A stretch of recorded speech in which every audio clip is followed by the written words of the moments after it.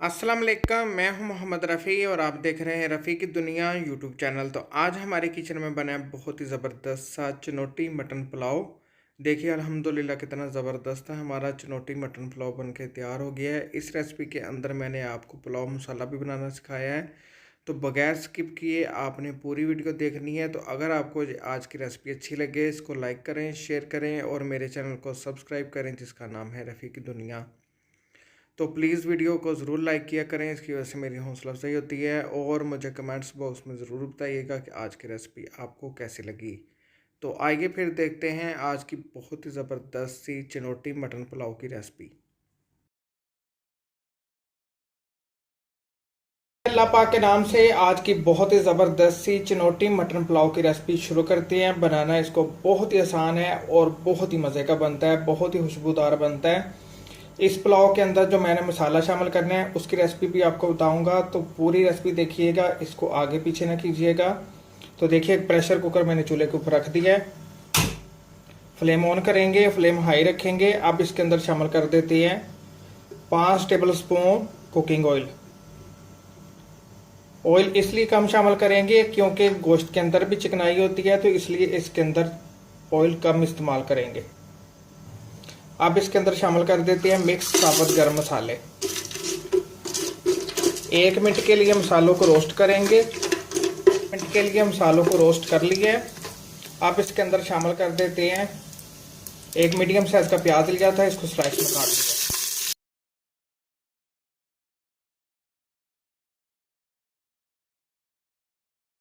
प्याज को हमने लाइट सा गोल्डन कर लिया है, इससे ज़्यादा नहीं करेंगे वरना पुलाव का रंग खराब हो जाएगा। अब इसके अंदर शामिल कर देते हैं मटन 1 किलो। मटन मैंने लिया था 1 किलो दस्ती का, इसको मैंने 2 से 3 बार अच्छी तरह धो के तो छन्नी में रख दिया था। साथ में इसके अंदर शामिल कर देते हैं 1 टेबल स्पून भर के नमक। नमक आप अपनी मर्ज़ी के मुताबिक कम ज़्यादा कर सकते हैं जितना आपको पसंद है। अब आपने फ्लेम हाई कर देनी है और हाई फ्लेम के ऊपर इसको अच्छी तरह भूनना है। देखिए गोश्त को हमने हाई फ्लेम के ऊपर 5 मिनट के लिए भून लिया है। गोश्त हमारा अच्छी तरह भुन गया है। अब इसके अंदर शामिल कर देते हैं 4 टेबल स्पून लहसुन का पेस्ट, 4 टेबल स्पून अदरक का पेस्ट और 4 टेबल स्पून हरी मिर्च का पेस्ट। मिक्स करते हैं। अब इसके अंदर शामिल करते हैं आधा कप दही। दही को आपने अच्छी तरह फेंट के तो फिर इसके अंदर शामिल करना है। इसके अंदर टमाटर नहीं है, इसके अंदर दही आपने शामिल करना है। और कोई इसके अंदर पानी वगैरह डालने की ज़रूरत नहीं है क्योंकि गोश्त अपना भी पानी छोड़ेगा। और हमने इसके अंदर अदरक और लहसुन का पेस्ट शामिल किया है और हरी मिर्च का और दही शामिल किया है। उसकी वजह दही भी अपना पानी छोड़ेगा, उसी की वजह से गोश्त बिल्कुल टेंडर हो जाएगा। देखिए इसको प्रेशर लगा दिया मैंने 15 मिनट के लिए। इसको दूसरी तरफ रख देते हैं। जो पुलाव के अंदर हमने बहुत ही ज़बरदस्त सा पुलाव मसाला शामिल करना है उसकी रेसिपी आपको बताते हैं जी। देखिए गोश्त को मैंने पकने के लिए दूसरी तरफ रख दिया है।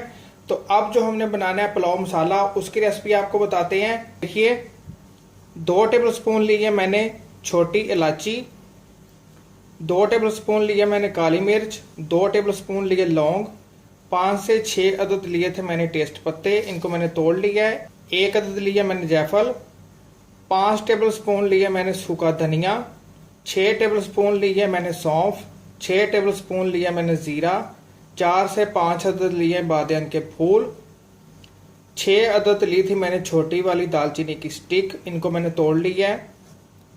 8 अदद लिए मैंने बड़ी वाली इलायची और 1 अदद लिया मैंने काला लेमन।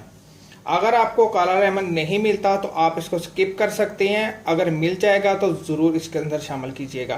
तो ये सारी चीज़ें मैंने चूल्हे के ऊपर रख दी हैं। फ्लेम ऑन करेंगे और फ्लेम रखेंगे स्लो। लेमन को निकाल लेंगे और इन सारी चीज़ों को हमने ड्राई रोस्ट करना है।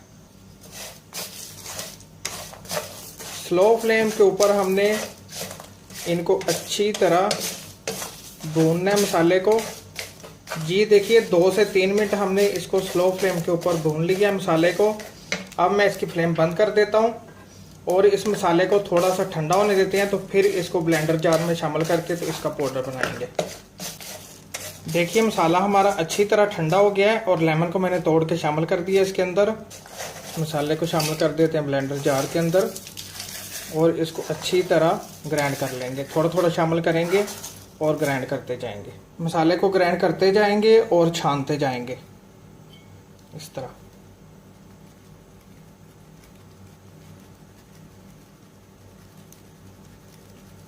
इसको दोबारा ब्लेंडर के अंदर शामिल करेंगे और ग्राइंड करेंगे।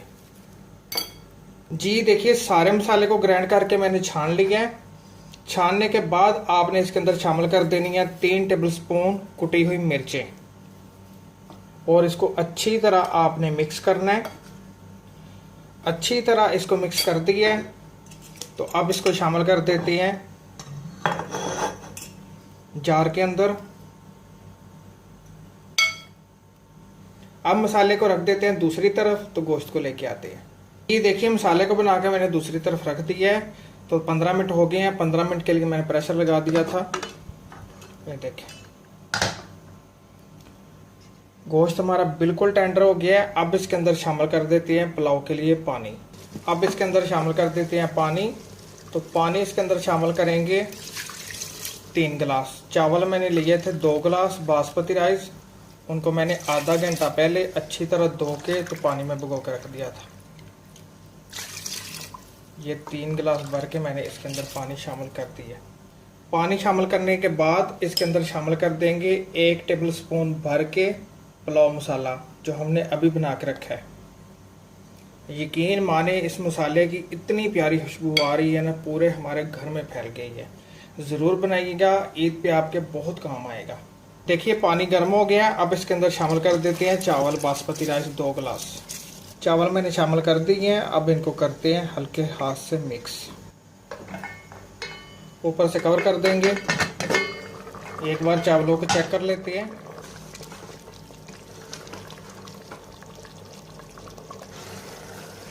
जी देखिए, अब पुलाव को लगाने लगे हैं दम और इसके अंदर शामिल कर देंगे आधा कप किशमिश और 2 से 3 अदद हरी मिर्च। अब इसको दम लगा देंगे स्लो फ्लेम के ऊपर 20 मिनट के लिए। तो मिलते हैं इंशाल्लाह 20 मिनट बाद।